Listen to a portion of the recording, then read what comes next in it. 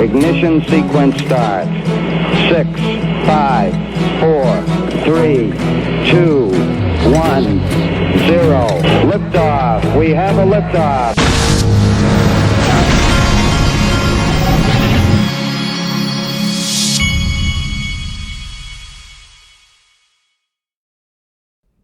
Hey everybody, happy Easter. This is the Digital Asset Investor.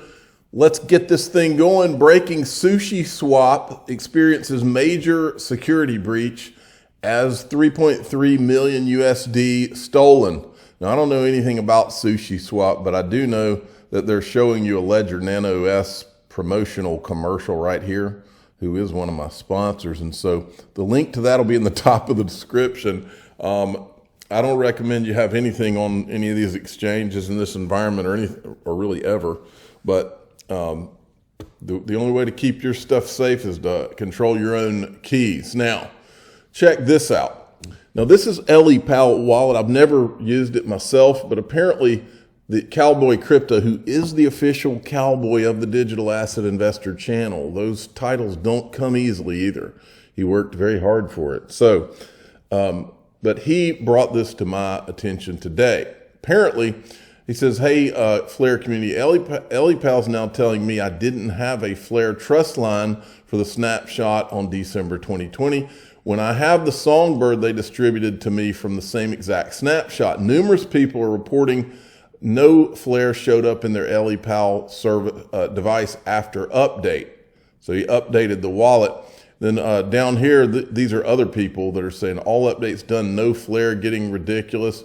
Anyone able to access your Flare once updated. So anyway, there's some kind of bug. Hopefully that'll get fixed. But I just wanted to bring that to everyone's attention. Look at Dark Defender.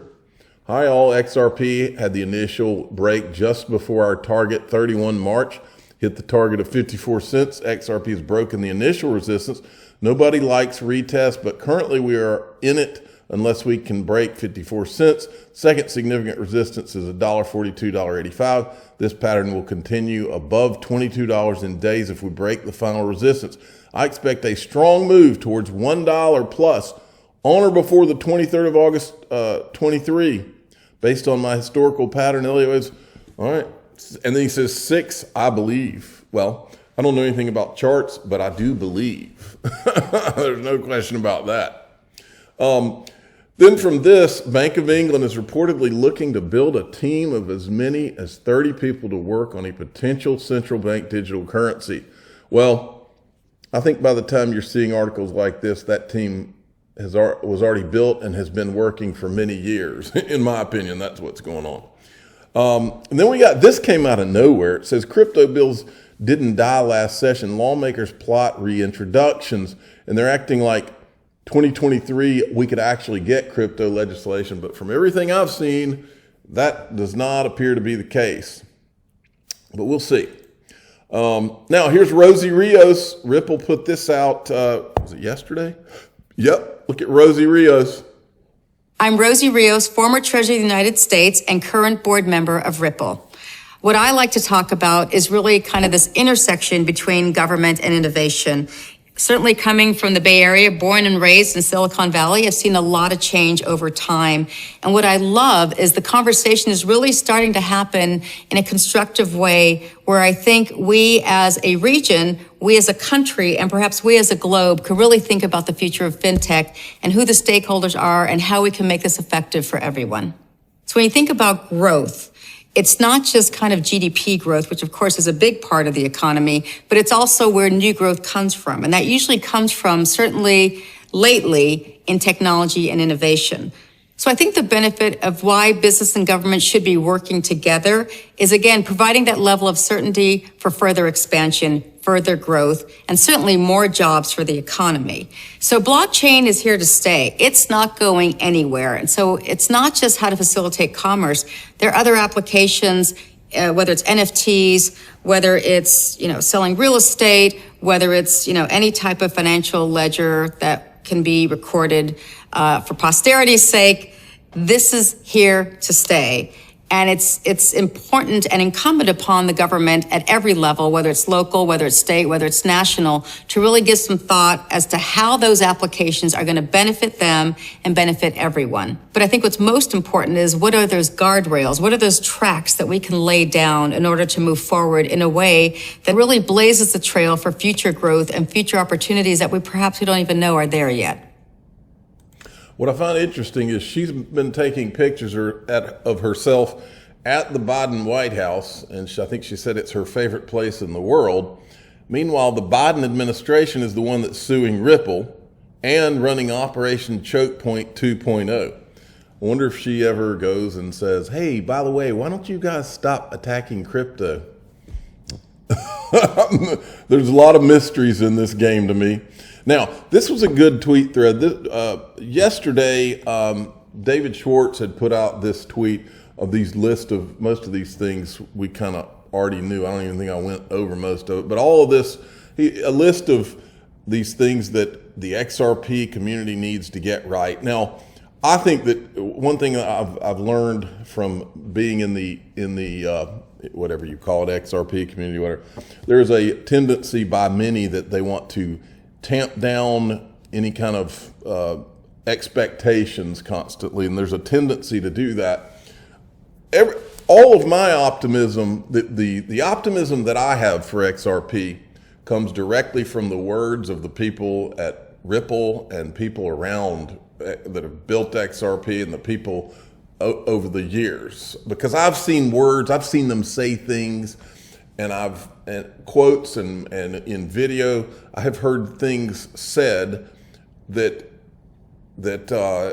lead me to believe that this is much bigger than just being another digital currency. You know, like we're going to either put a dent in the universe or go away. I mean, who says that? Who compares to the next Google? Or our simple goal is to be a world reserve digital currency. Or XRP was designed to be a global reserve currency. I mean, all these things came from the mouths of the people at Ripple, and I believe them. I've heard enough of it, I've seen enough of it to believe them. Now, Mark Phillips replied to one of the things, which is this one, I think. Stablecoins issued on XRPL are not XRP. So in other words, XRP is not a stablecoin. But Mark Phillips makes a good point here. He says, love to hear David Schwartz's thoughts on Ripple issuing XRP to ODL partners for market making, then buying from the secondary market. How is this unlike the Fed managing money supply and demand to create stable, albeit inflationary value for USD? Is Ripple practicing monetary policy? And then he goes on, Ripple does a better job acting like a central bank than our actual central bank. And then he says this, the point being that stable supply and demand results in stable value. Hence, a stable coin without being pegged or backed by anything, price setting, pegging, or commodity backing are red herrings. Stable supply, stable price during the time it was being used to transact could also fit a definition as stablecoin without a pegging to anything. Value derived from the value of the network based on the volume transaction upon it. He's making a very good point here, and what else it reminds me of is in the actual SEC lawsuit, there was a section. It seems like it was Chris Larson that was going to be selling some XRP. And I think the way it read was that he talked to a market maker or something and said, wait until this good news comes out. It was something to that effect. But the point is that a lot of the things that we've learned is Ripple going out of their way to make it stable. And I think that's the point he's making here. Now, I want to point out a couple other things. I was talking about how there's this tendency, everybody wants to tamp down expectations.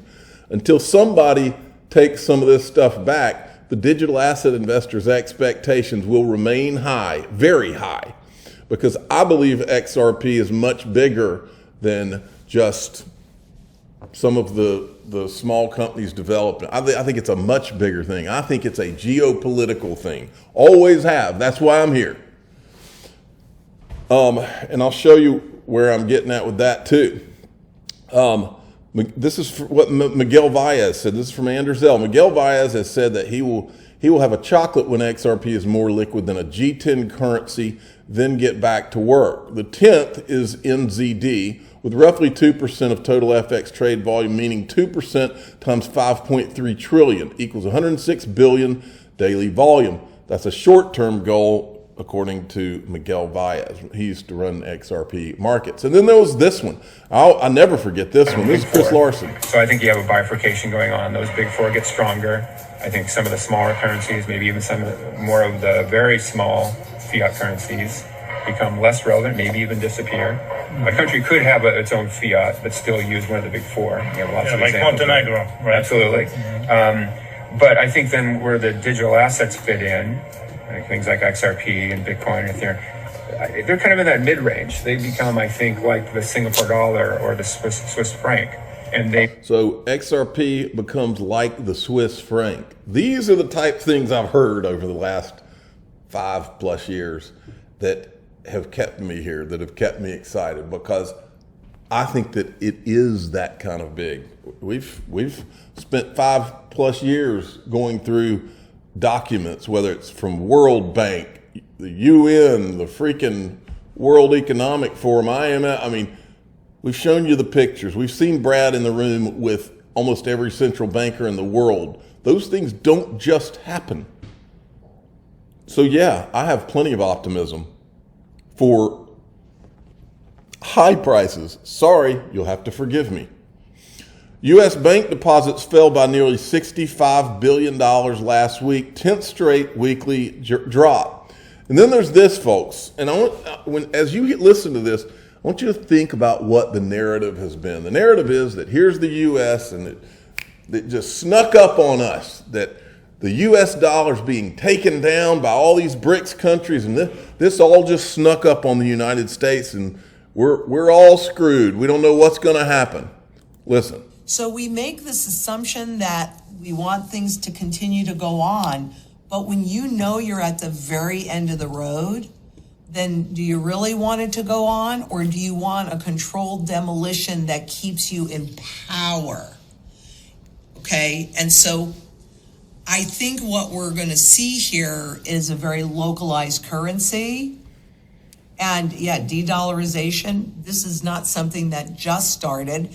And so if you look at the way that the U.S. has handled Russia kicking them out of the SWIFT system and just exporting the inflation to the world, I mean, they have to know that they're not being considerate, gentle, kind, or in any other way encouraging the world to allow us to retain that privilege.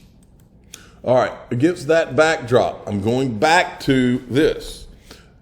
Anybody who has not seen this, I encourage you to go watch the whole thing. They conducted digital currency wars at Harvard in 2019. Gary Gensler is right there sitting at the table. This guy right here is, I'll think of his name in a minute, but he was at, I'll never forget it either. They did a Bretton Woods, at Bretton Woods, they did a simulation where Perry Ann Boring from the digital Chamber of Commerce did a speech. It was talking about Bretton Woods 2 or 3. And God, why am I drawing a blank on him? He was one of the advisors at the Digital Currency Group. Anyway, you'll all know, but that guy, these are all like government officials, have been in various administrations. But this is 3 years ago, folks. This was publicly done. It was streamed 3 years ago. If they're showing it to you in public, remember I've talked about this before. Remember the Manhattan Project? When they created the nuclear bomb, it was all secret. Manhattan Project, nobody even thought about anything like that. It was all in secret. Well, I've said it before, I'll say it again. Digital currency and the loss of the world reserve currency status by the United States and the transition to whatever this new system is going to be worldwide is every bit probably more important than the creation of the nuclear bomb. And they did the Manhattan Project in secret. So what was the digital currency project called is my question. I literally I bet dimes to donuts that all of this creation of digital currency had a code name just like the Manhattan Project. Watch this. What you're watching here, this is at the end of their digital currency simulation. They're going over what this guy is going to report to the President of the United States, what the recommendations are, what does the U.S. need to do for this threat of a digital yuan and these countries trying to get around U.S. the SWIFT system and all of this. How do they prepare for it? As we heard from the Secretary of the Treasury and our very effective new cyber currencies are, we need a strategy to, one, modernize our SWIFT system. I think the word was harden from cyber attack, from the North Koreans in particular. But we need to develop and present options to the president for a U.S. equivalent of a digital currency, either a private-public partnership or, if the Treasury is able to do it with the Fed, something that would be a public-only option. And we'll have both the Secretary of the Treasury and the crypto czar follow up on that. And as we mentioned from the Vice President and the Secretary of State, we need a strategy to resuscitate U.S. financial prowess, I think is the way you put it, Madam Vice President. I'm the digital asset investor. I'm not an investment advisor. This is for entertainment purposes only. Please subscribe, hit the like button, and tell your friends and family that I think a lot of this was planned a long time ago.